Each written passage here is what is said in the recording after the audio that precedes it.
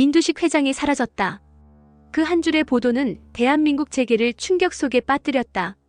민강유통 본사 정문은 수십 대의 카메라 플래시로 뒤덮였고 언론들은 납치, 사망, 내부 쿠데타라는 단어를 쏟아내고 있었다. 그러나 그 누구도 진실에 닿지 못했다. 오직 단 두 사람만이 알고 있었다. 이건 단순한 실종이 아니라 누군가의 계획된 제거라는 것을. 서리는 조용히 말했다. 태경 씨, 이건 그냥 사라진 게 아니에요. 누군가 치밀하게 감춘 겁니다. 그녀의 손엔 민두식의 병원 기록 사본이 있었다. 이걸 보세요. 회장님은 최근 건강검진조차 안 받았어요. 그런데 며칠 전 입원 기록이 남았어요. 그것도 존재하지 않는 병원에. 태경이 눈썹을 찌푸렸다. 정신의료원? 이미 10년 전에 폐쇄된 곳이에요. 그래서 이상하죠. 그녀의 눈빛이 흔들렸다. 그 병원이 지금 다시 열렸어요. 딱 회장님이 사라진 날에. 태경은 짙게 숨을 내쉬었다. 결국 선재와 경채가 움직였군요. 확신해요? 그 사람들은 이미 선을 넘었어요. 두식 회장이 죽어야 그 둘이 산다고 믿고 있겠죠. 그래서 서리의 눈빛이 차가워졌다. 우리가 그 사람들을 잡아야 해요. 그날 밤 서울 변두리의 한 골목. 서리는 태경과 함께 낡은 CCTV 관리소를 찾아갔다. 직원이 눈을 동그랗게 뜨며 말했다. 이런 거 보여드리면 안 되는데요. 태경은 조용히 봉투를 밀었다. 그럼 이제 보여드려도 되겠죠. 직원이 떨리는 손으로 모니터를 켰다.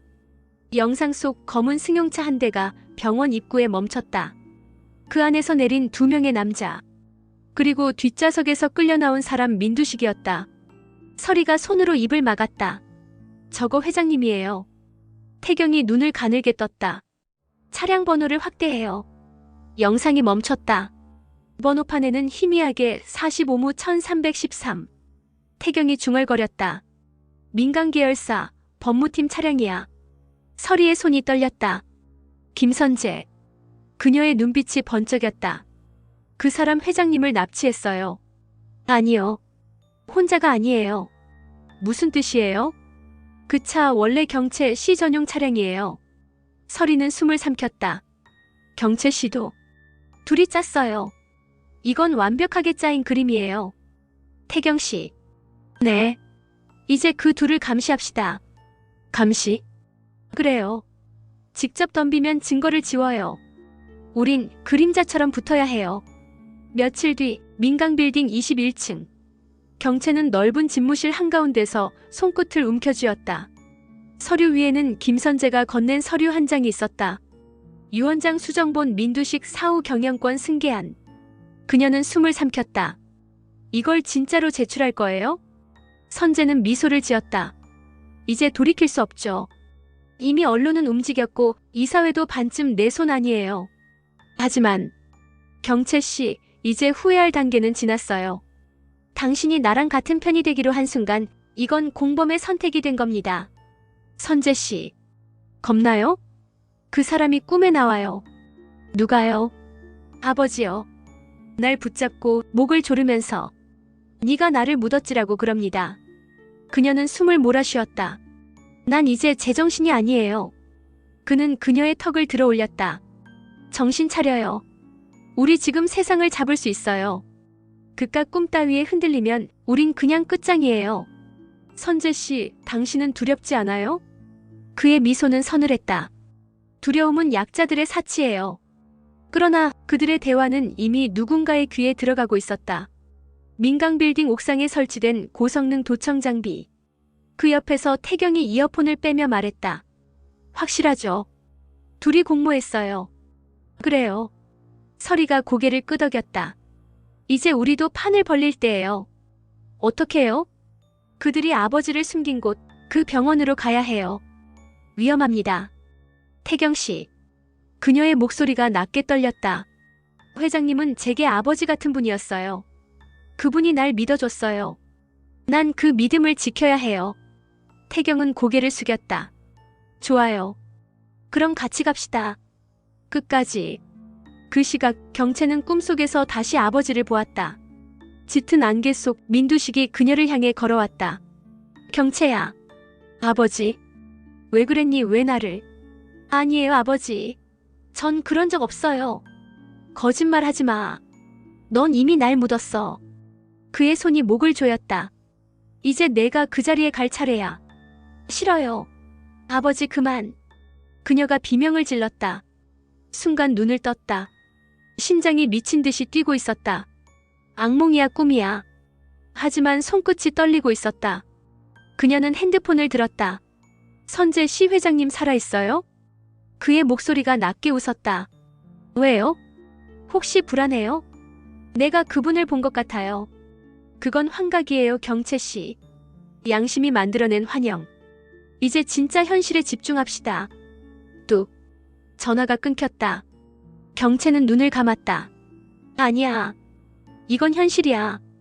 그리고 그 순간 빌딩 맞은편 흐릿한 유리창 너머에서 망원 렌즈가 반짝였다. 대상비 민경채. 현재 위치 확보 완료. 낮은 목소리가 무전으로 흘렀다. 감시팀 2조 이동 시작. 서리의 목소리가 들렸다. 절대 놓치지 마세요. 그 여자가 움직이면 우린 그 끝을 볼 수 있을 겁니다. 그녀의 말은 곧 현실이 되었다. 그날 밤 경채는 검은 코트를 걸치고 조용히 차를 몰았다. 행선지는 정신의료원. 그녀는 혼잣말을 했다. 아버지 정말 거기 계신가요? 눈물이 한 줄기 흘렀다. 이젠 용서받고 싶어요. 그러나 그 뒤를 어둠 속 2대의 차량이 따라붙고 있었다.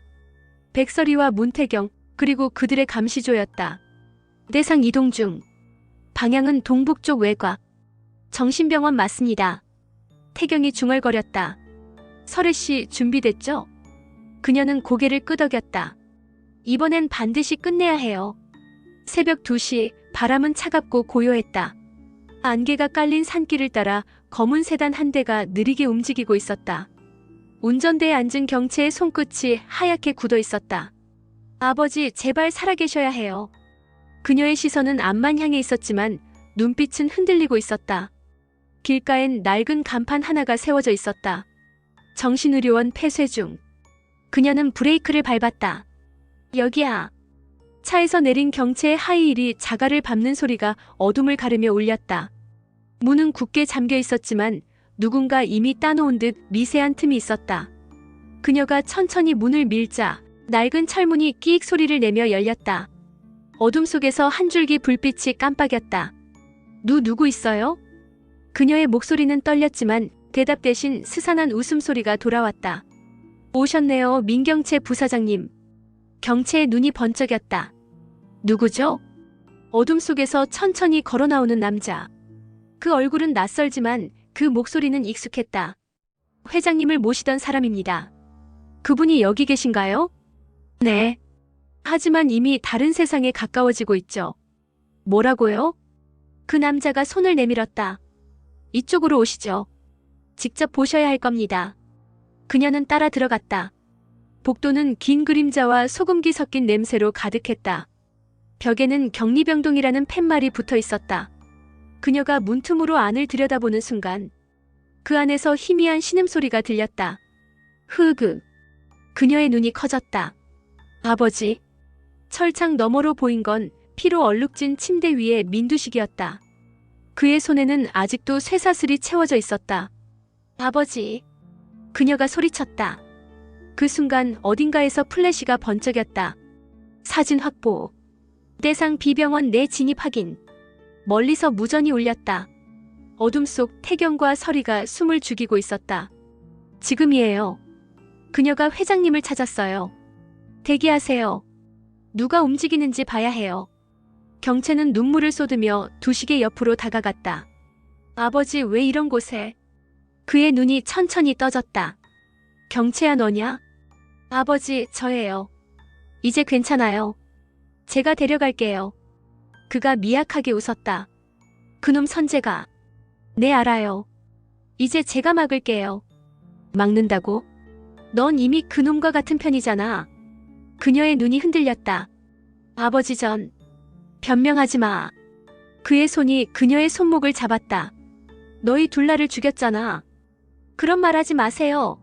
전 그런 적 없어요. 날 팔아넘긴 거나 마찬가지야. 아버지.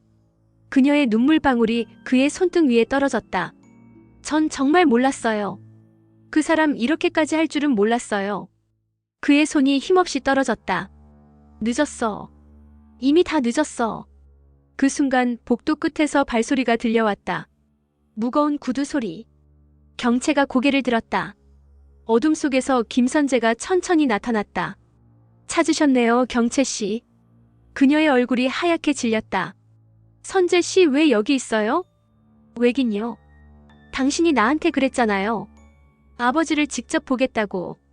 그건 그래서 준비했죠. 당신이 아버지를 보는 마지막 순간. 무슨 소리예요? 그의 입가에 어둠 같은 미소가 번졌다. 지금 이 병원 이미 기자들이 포위했어요. 민경채, 김선재 회장 납치 공범. 기사 제목 벌써 정해져 있을 겁니다. 그녀가 한 걸음 뒤로 물러났다. 당신 날 이용했어요? 이용? 아니요, 동반했죠. 당신이 사람입니까? 사람이었죠. 그런데 당신 아버지가 사람의 얼굴을 지운 순간 나도 괴물이 됐어요. 그녀는 눈을 부릅떴다. 당신 정말. 그래요. 이제 우리 둘 다 끝이에요. 그는 주머니에서 리모컨을 꺼냈다. 이 안엔 감시 카메라가 수십 개나 있어요. 지금 이 장면 생중계 중이에요. 뭐라고요? 당신이 아버지를 죽이는 장면, 그리고 내가 그걸 막지 못하는 장면. 당신 미쳤어요. 그의 웃음이 차갑게 터졌다. 그래요. 미쳤어요. 당신 아버지한테 배운 거거든. 그 순간 불빛이 번쩍였다. 철창이 열리고 경보음이 울렸다. 침입자 발생. 침입자 발생. 태경이 서리에게 소리쳤다. 지금이야. 들어갑시다. 그들은 동시에 뛰어들었다. 총성이 울렸다. 탕. 경채의 비명이 뒤섞였다. 꺄. 서리가 외쳤다. 경채 씨, 이쪽으로. 태경이 민두식을 부축했다. 회장님, 일어나세요. 태경 내 놈이었냐? 아닙니다. 전 설혜 씨와 함께 왔습니다. 우린 당신을 구하러 왔어요.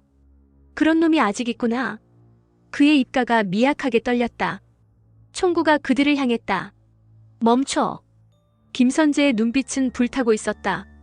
도망가면 쏠 거야. 그만두세요, 선재 씨. 서리가 외쳤다. 이건 이미 돌이킬 수 없어요.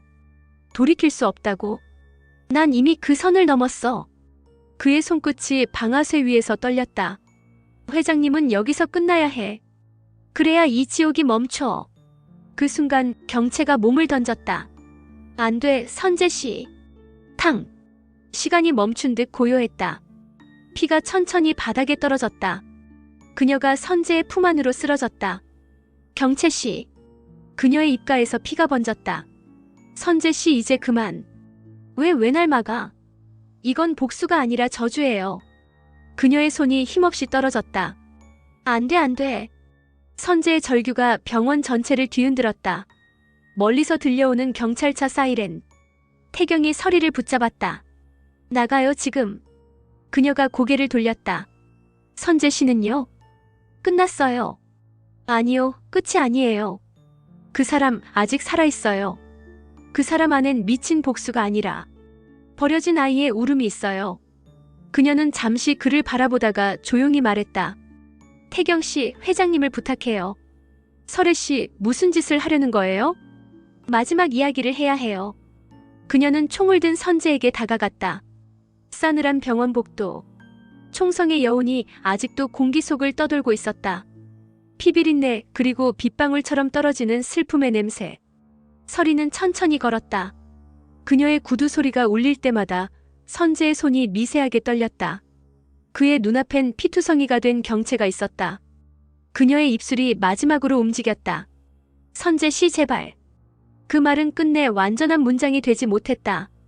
숨이 멎은 그녀의 눈은 아직도 미련을 머금고 있었다.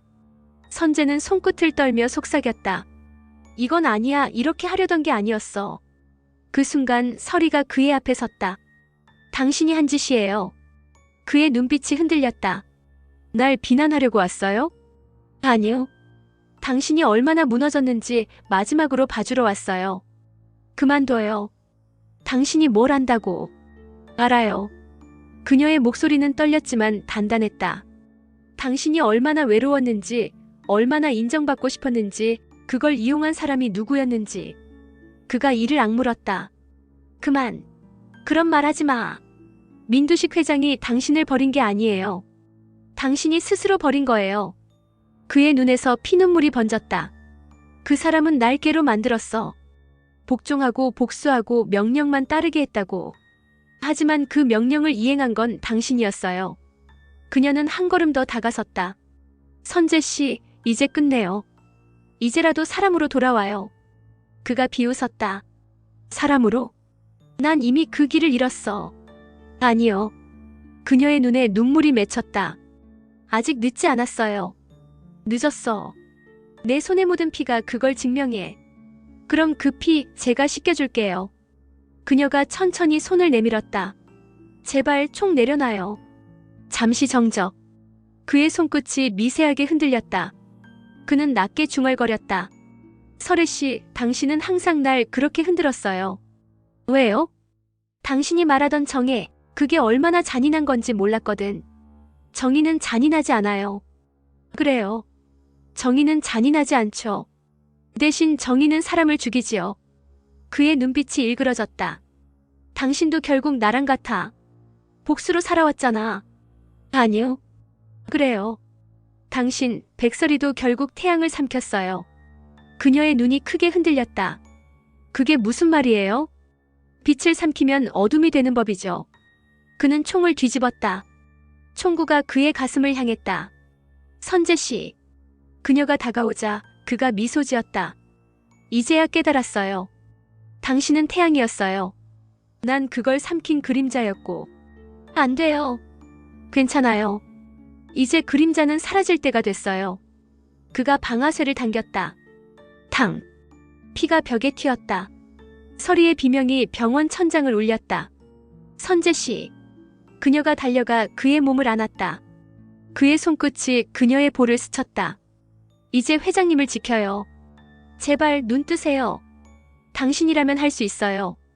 그의 눈이 천천히 감겼다. 그리고 고요. 시간은 완전히 멈췄다.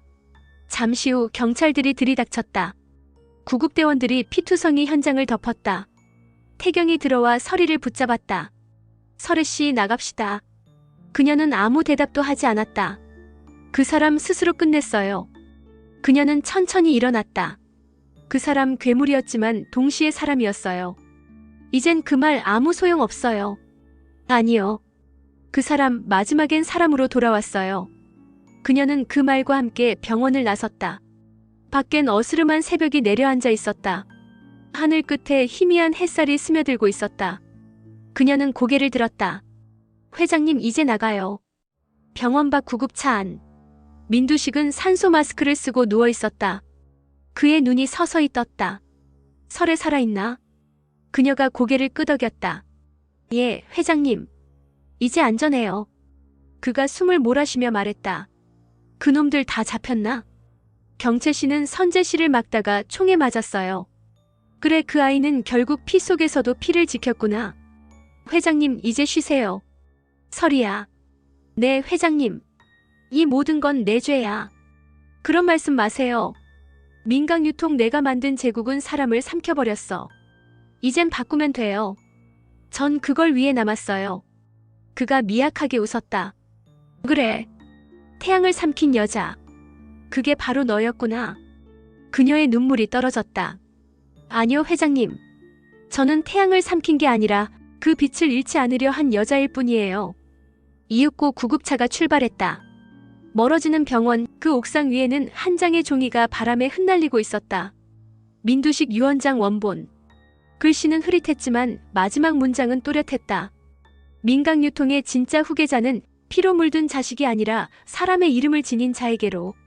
이틀 뒤 대한민국은 폭풍의 한가운데에 있었다. 뉴스 헤드라인이 일제히 뒤집혔다. 민강유통 회장 납치 사건 내부 공모로 드러나. 김선재 전 법무팀장 현장에서 자살. 민경채 전 부사장 총상으로 중퇴. 민두식 회장 극적으로 생존병원에서 진술 시작. 사회면부터 경제면까지 온통 민강유통의 이름으로 뒤덮였다. 거리의 사람들은 웅성거렸고 기자들은 민강 본사 앞을 점령했다. 플래시, 확성기, 마이크, 그 한복판에 서리가 서 있었다. 그녀의 눈빛은 단단했고 목소리는 잔잔했지만 모든 것을 꿰뚫는 힘이 있었다. 이 모든 일의 책임은 저와 민강 유통을 함께 지탱해온 사람들에게 있습니다. 기자들이 소리쳤다. 그럼 회장님 납치가 내부 소행이었다는 게 사실입니까? 예. 그녀는 숨을 고르고 말했다. 진실을 숨길 이유가 없습니다. 우리는 오랜 세월 성공이라는 이름으로 죄를 축적해왔습니다. 플래시가 번쩍였다. 하지만 오늘 저 백설이는 그 어둠을 끝내려 합니다. 그 순간 관중 속 어딘가에서 박수가 울렸다. 백설의 화이팅! 처음엔 한 명이었다. 그러나 이내 수십 명이, 수백 명이 함께 손뼉을 쳤다. 그 소리가 파도처럼 번져나갔다. 그녀의 눈이 잠시 떨렸다. 이제 시작입니다. 민강은 더 이상 욕망의 탑이 아닙니다. 사람이 중심이 되는 유통, 사람이 주인인 회사로 다시 태어날 것입니다.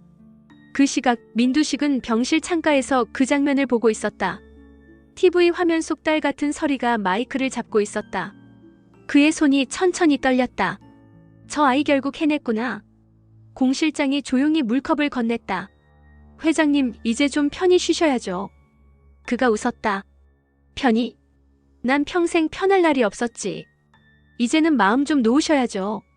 아니, 아직 한 가지 남았어. 그의 눈빛이 흐릿하게 빛났다. 진짜 유 원장 아직 세상은 모른다. 공 실장이 고개를 숙였다. 그걸 공개하실 겁니까? 그래야 민강이 완전히 정화되지. 하지만 그걸 알게 되면 모두가 흔들릴 겁니다. 흔들려야 돼. 그래야 진짜가 남지. 그가 눈을 감았다. 이번엔 나도 진실 앞에 서야지. 그날 오후 민두식의 기자회견이 열렸다. 전국 생중계. 조명 아래에 선 그는 예전의 오만한 회장이 아니었다. 등이 굽었고 눈빛은 무겁게 가라앉아 있었다. 그가 천천히 마이크를 잡았다. 나는 죄인입니다. 순간 기자들의 손이 멈췄다. 내가 세운 이 제국은 탐욕 위에 세워졌습니다. 그 탐욕이 내 가족을 망가뜨렸고 내 회사를 썩게 만들었고 결국 나 자신을 무너뜨렸습니다. 기자들이 숨을 죽였다. 그리고 내가 세상에서 가장 사랑했던 사람들을 괴물로 만들었습니다. 그의 목소리가 떨렸다. 내 아들, 내 딸들, 그리고 나를 믿었던 사람들까지. 그는 고개를 숙였다. 이젠 속죄해야 할 때입니다. 그의 손이 봉투를 꺼냈다. 민두식 유 원장 원본. 이건 나의 마지막 말입니다. 그가 봉투를 열었다. 기자들의 플래시가 번쩍였다. 그 안에는 단 한 문장. 민강 유통의 진짜 후계자는 백설이다. 순간 기자들의 탄성이 터졌다. 뭐라고요? 백설이? 그의 목소리가 이어졌다. 그녀는 내 피가 아니지만 내가 잃어버린 인간의 이름을 되찾아준 사람이기에 이 회사를 맡길 자격이 있다. 그의 눈가에 눈물이 맺혔다. 피로 맺어진 가족은 부서질 수 있지만 진심으로 맺어진 가족은 영원하다. 그는 고개를 들었다. 그 아이가 나의 진짜 후계자다. 기자회견이 끝난 후 서리는 회장실로 돌아왔다. 커튼 사이로 저녁 햇살이 붉게 스며들고 있었다. 그녀는 조용히 중얼거렸다. 회장님, 정말 이러셔도 되나요? 그때 문이 열렸다. 공 실장이 들어왔다. 회장님이 하시던 말씀 남기시래요. 뭐라고요?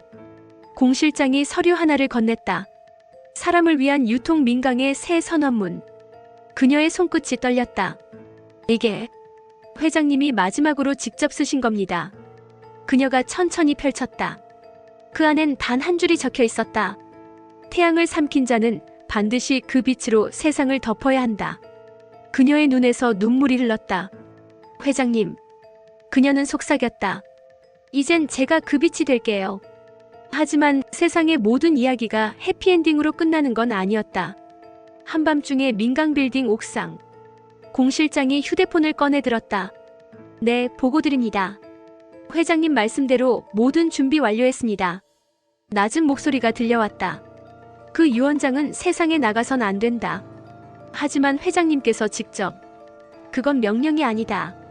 그건 회한이야. 이 회사는 그렇게 바뀌면 안 돼.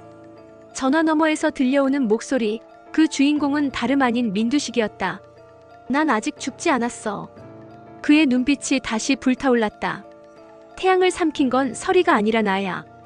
깊은 밤 서울 한복판의 민강유통 빌딩.